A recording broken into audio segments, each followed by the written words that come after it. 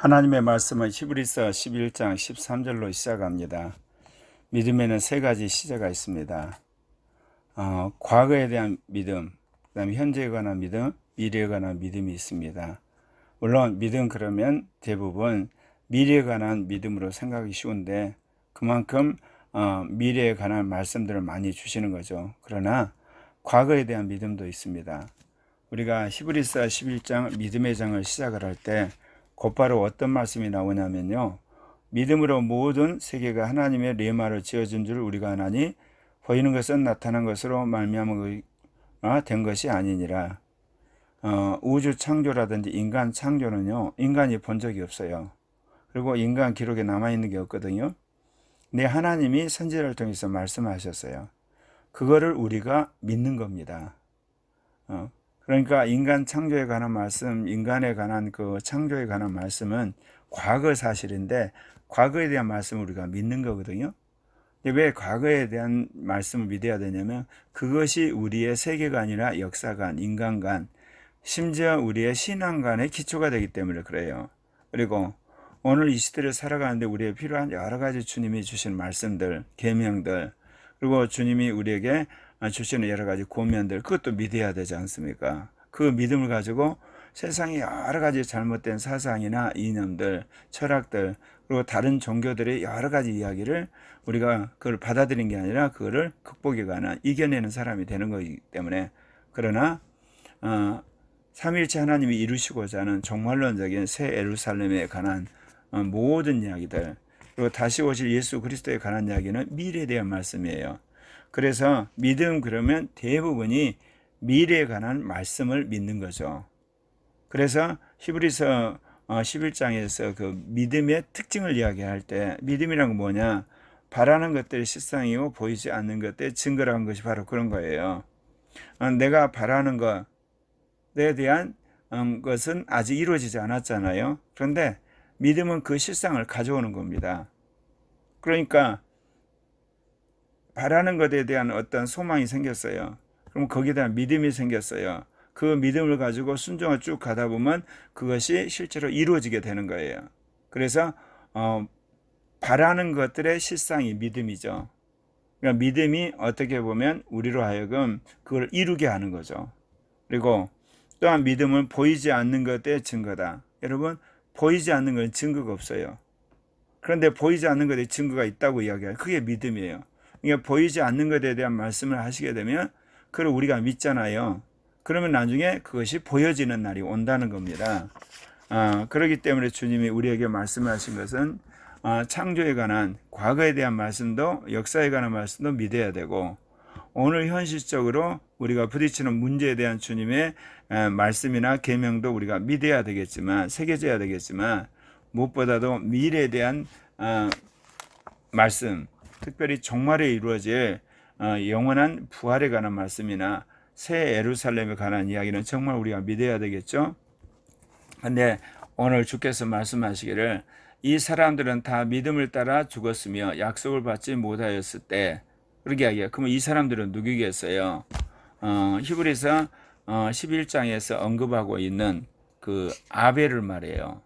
그리고 죽음을 보지 않고 죽은 에녹을 말하는 거고, 그 다음에 노아 홍수 때 중이 순종했던 그 노아를 이야기하는 거고, 그리고 또한 아브라함을 이야기하는 겁니다.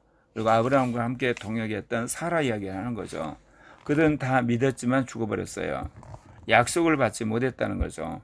그 약속이란 것은 앞으로 어떻게 이 역사가 이루어지고 그들의 어떻게 될 것인가에 대한 미래에 대한 약속은 없었어요. 그러나 그들이 멀리서 보고 환영하며 이 땅에서는 외국인과 나그네처럼 살았다는 거죠.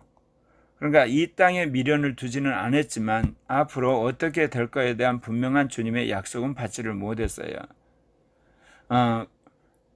우리가 그 아벨도 그렇고 에녹도 그렇고 노아나 그 다음에 그 아브라함이나 또 여기 사라는 이 땅에서 누구보다 열심히 사는 사람이고 부지런한 사람이고 신실한 사람이고 신앙이 좋은 사람이고 거룩한 사람이었지만 이 땅에 미련을 둔 건 아니라는 거죠. 이 땅에서 어떤 권력이나 돈이나 거기에 집착해서 거기에 매여 있는 사람이 아니라 이 땅에 사는데 그는 하나님이 보낸 외국인이나 나그네처럼 살았다는 거죠. 그거는 그들에게는 정말 가야 할 본향이 있었기 때문에.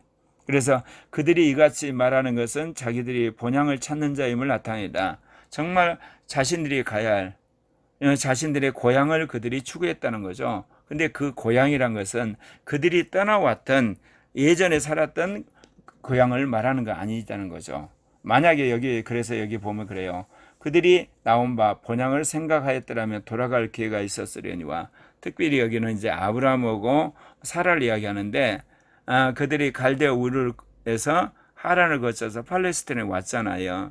힘들고 어려웠을 때 그들이 다시금 갈대아 우르로 가고 싶은 생각 없었겠어요? 근데 그 생각을 하지 않았다는 겁니다. 하나님 주시는 말씀에 따라 순종해서 그들이 힘들고 어렵지만 이 팔레스타인에서 하나님의 뜻을 순종하면서 살았다는 것이죠. 그러면 그들이 이렇듯 예전에 살았던 고향이 본향이라고 생각하지 않았다면, 그런 기회가 있었지만 그들이 그걸 가지 않았다는 것은 더 나은 본향이 있었기 때문이다. 그럼 그 본향은 뭐냐? 하늘에 있는 예루살렘입니다. 오늘 여러분이 읽은 이 히브리서 믿음의 장이 끝나고 나면 12장에 가게 되면 수많은 증인들이 있는 곳, 하늘의 예루살렘 이야기를 합니다. 그러니까 지금 히브리서 기자가 이 편지를 썼을 때 그 수신자들이 예수 그리스도의 복음 때문에 굉장히 고난을 받고 있는 상황이었어요. 그래서 그들이 고난을 피하고자 유대교로 돌아갈 그런 조짐들이 보였기 때문에 이 히브리서를 썼거든요. 그렇기 때문에 이 히브리서에서 너희들이 추구해야 할 또는 너희들이 바랄 본향이라는 것은 하늘에 있는 예루살렘이다. 그 이야기를 하려고 하는 겁니다. 그러면서 구약에 있는 믿음의 선진들 또한 땅에 있는 성이 아니라 하늘에 있는 성을 바라보면서 그렇게 신앙생활을 했다. 그 이야기를 하는 겁니다. 아브라함은 시험을 받을 때 믿음으로 이삭을 드렸으니 그는 약속들을 받은 자로 돼 그 외아들을 드렸다. 하나님께서 아브라함을 갈대아 우르에서 이 팔레스타인에 오게 했는데 그때 주님이 하신 그 약속이 몇 가지가 있어요. 민족을 이룰 것이다. 복의 근원이 될 거다. 땅을 줄 것이다. 이것이 아브라함이 준 3대 약속인데요. 100세가 될 때까지 아들을 두지 않잖아요. 그래서 그가 도중에 합리적인 생각으로 첩을 두어서 하갈이라는 첩을 두어서 이스마엘이라는 아들을 낳기까지 했지만 주님이 그게 내 후손이 아니라고 이야기하잖아요. 결국은 100세 돼서 이삭이 낳게 되는데 독자를 주었거든요. 그러면서 이삭에 대해 주님 말씀하시기를 그 후손이 하늘의 별처럼 땅의 모래처럼 많다고 그랬어요.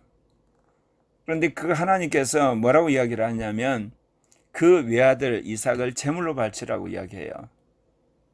그에게 이미 말씀하시기를 내 자손이라 칭할 자는 이삭으로 말미암으리라 하셨으니 그가 하나님이 능히 이삭을 죽은 자 가운데 다시 살리실 줄을 생각한지라.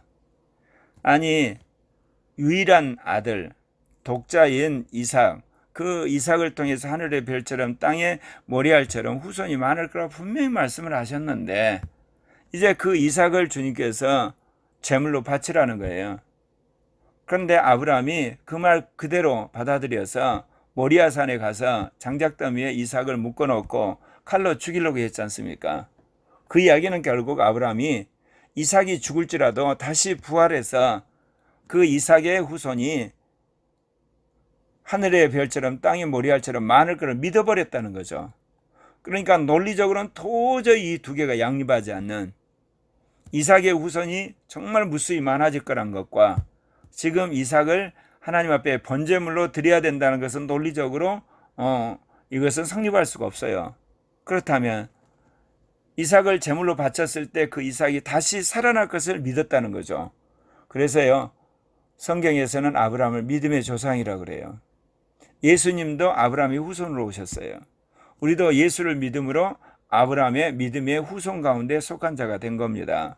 그럼 왜 주님이 아브라함을 믿음의 조상이라고 그랬냐? 아브라함이 많은 것을 믿었지만 갈대아 우르를 떠나라는 말씀도 믿었고 그 다음에 노덱에 너가 먼저 풍요로운 땅을 택하도록 고난도 주고 자기가 척박한 이 팔레스타인 땅을 차지하는 그런 믿음도 있고 여러 가지 믿음이 있었지만 그리고 나의 백세가 되어서 아이를 낳는 그런 믿음도 있었지만 결정적이고는 그 이삭을 하나님 앞에 제물로 바치는 그 믿음이요. 이게 바로 부활의 믿음이라는 겁니다. 그래서 오늘 말씀에 보면 비유컨대 그를 죽은 자 가운데 도로 받은 것이다. 그래서 하나님 말씀을 듣고 실제로 죽이려고 했을 때 천사가 나타나서 이제야 너가 나를 경외하는 줄 알겠노라 그 이야기 하시잖아요. 그러면서 내 씨가 원수의 문을 차지할 것이다. 그 이야기를 하는 것은 이 이삭을 통해서 나오는 예수 그리스도, 그분이 곧 원수 사단의 문을 팔 거란 부활의 복음을 믿은 그에게 하나님께서 결국은 십자가에 죽고 부활한 예수 그리스도, 그분이 오셔서 원수된 사단의 문을 깨뜨릴 거라 예언한 것 아니겠습니까? 하나님께서는 이미 구약시대에 죽은 자도 산다는 걸 믿은 아브라함을 믿음의 조상으로 삼으신 겁니다. 이어서 이제 보이지 않는 것을 보는 것처럼 믿었던 사람들의 이야기를 하죠. 믿음으로 이삭은 장차 있을 일에 대하여 야곱과 에서에게 축복하였으며, 이삭은 야곱과 에서에게 축복을 하고 특별히 야곱에게 축복을 하잖아요. 하나님께서 복을 주시고 정말 그 민족을 이룰 거란 약속, 땅에 관한 약속을 다시금 회복을 시키십니다. 상기를 시키죠. 그리고 믿으며 야곱은 죽을 때 요셉의 각아들 뿐만 아니라 12 아들들에게 앞으로 족장이 되어서 번성할 것을 예언을 하잖아요. 그리고 또한 요셉은 죽을 때 자신의 시신을 가나안 땅에 묻을 것을 이야기를 하잖아요.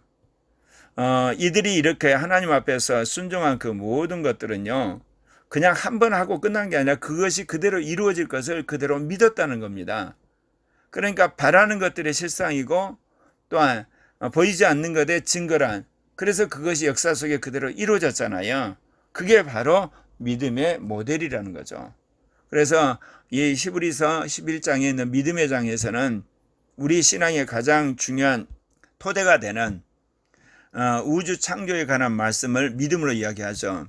믿음으로 이 모든 세계가 하나님의 뇌마로 된 걸 믿는다 이야기를 하고, 역사적으로 믿음의 조상들의 그러한 믿음의 행적들을 이야기하는데 대부분 그들이 바랬던 것, 그리고 그들이 보지 않고도 그 말씀을 믿음으로 성취한 것을 이야기를 합니다. 그리고 이제 이어서 이스라엘 역사 가운데 계속해서 믿음으로 성취한 자들의 역사를 이야기를 한 다음에 신약시대에 고난을 받은 수많은 사람들 또한 믿음으로 순교를 했다는 거죠. 믿음으로 그 모든 고난을 이겨내서 지금은 하늘에 장자들의 총회, 그리고 온전케 된 의인의 영들로 가 있다는 겁니다. 그래서 그들이 가 있는 이 하늘의 예루살렘이 결국 이 땅에 이루어질 날이 올 것이다, 그렇게 이야기하는 겁니다. 하나님께서 지금 그 전 세계적인 하나의 시대의 흐름을 뒤집어 받고 있죠. 그러니까 초림부터 재림까지 역사를 여러 각도에서 볼 수가 있는데요. 기독교 정치적 관점으로 보면 313년 기독교가 공인되고 나서 45년 제2차 세계대전이 떠날 때까지 어떻게 보면 국가 기독교 시대를 맞이했댔어요. 지금은 이제는 탈국가 시대를 맞이한 기독교 제3시대에 들어와 있습니다. 그리고 기독교와 우리가 어떤 교회의 그 신학의 발전, 계시의 어떤 측면을 보면 사도 시대가 있었고, 그리고 나서 교부 시대가 있었고, 구교 시대가 있고 신교 시대가 있는데, 주님이 새로운 제2 종교개혁을 통해서 임마누엘 시대로 주님께서 진입하게 하실 겁니다.